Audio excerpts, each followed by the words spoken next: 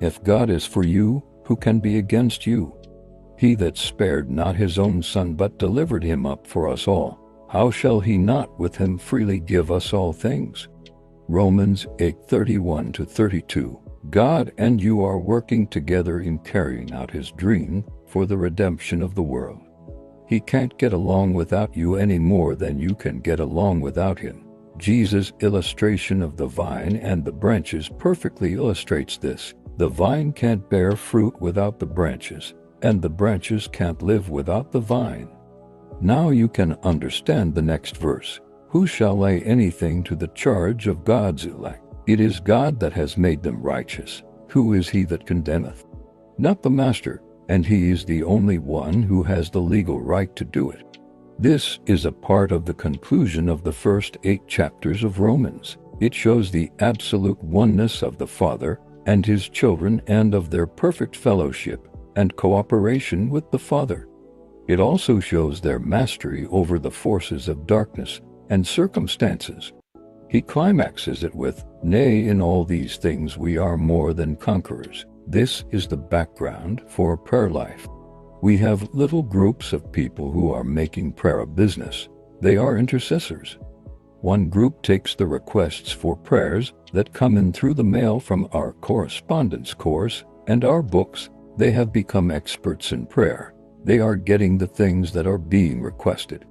You see, God is active on your part. He is standing up for you. He is fighting for you. He is supplying your needs. Out of the treasury of his grace, he is giving you his wisdom and ability. 2 Corinthians 3:2-4-2-6 likely has become very precious to you, and such confidence have we through Christ to Godward. Not that we are sufficient of ourselves, to account anything as from ourselves, but our sufficiency is from God, who has made us sufficient as ministers of a new covenant. You see, we aren't common folks. We are tied up with omnipotence. We are united with God himself.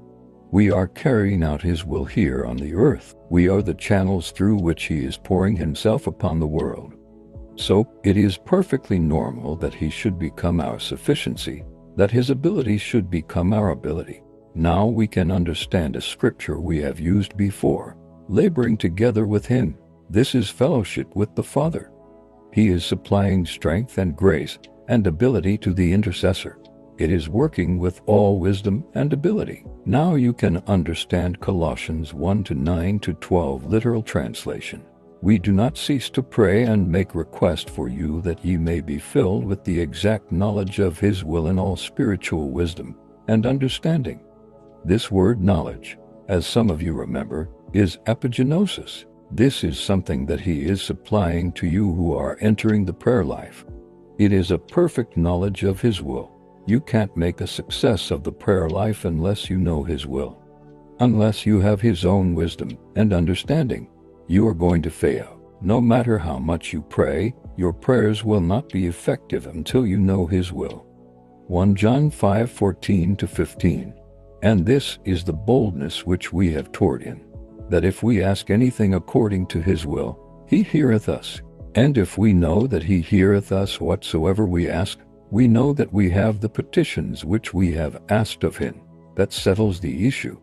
If we are in his will, our prayers are heard and answered, and we get the thing for which we are praying. So, it is necessary that we have this perfect knowledge of his will for our prayer ministry in order to walk worthily of the Lord and to all pleasing, bearing fruit unto every good work and increasing in this exact knowledge of God. We are thinking of a prayer fruit now. Jesus illustrated that. John 15:7-8. If ye abide in me and my words have found their place in you, ye shall demand your rights, and they shall come into being. Herein is my Father glorified, that ye bear much fruit. That translation is very precious to me. He lets me see my legal standing and rights. Now I can go to the Father and get the thing that my neighbor or brother needs. When they send a handkerchief to us to pray over, we know that our prayer is going to bear fruit, that the request is granted when I pray. You see, this is not walking in darkness. This is having an exact knowledge of his will in all spiritual understanding. This is moving up into the realm of the recreated spirit where you fellowship with him who raised Jesus from the dead. You learn to pray for the thing that he wishes accomplished. You are in the groove, the current of his will. You become his mic. He speaks through you. You are his transmitter, his willing instrument through which his will can be done. What he wishes done is done. You see that his will is carried out. He can cast out demons through your lips now. He can heal the sick through your lips. Your lips become his transmitter. The word in your lips is a living thing. The name in your lips becomes omnipotence. You take his place and do his work. You have his all authority that was given to him after he arose from the dead. It thrills you, doesn't it? You have his ability, that is love's ability. You will love even as he loved. His nature, that love nature, fills you. His name is like a checkbook with a limitless account in the bank. His word, who can describe it? The heart melts as it contemplates it. His word. It is the Master speaking. In my name ye shall ask what you will, and it shall be done unto you. His word is the sword of the Spirit, one moment slaying unbelief and doubts and fears. The next moment it is the sweet force of love to heal the brokenhearted, give courage and strength to the weak.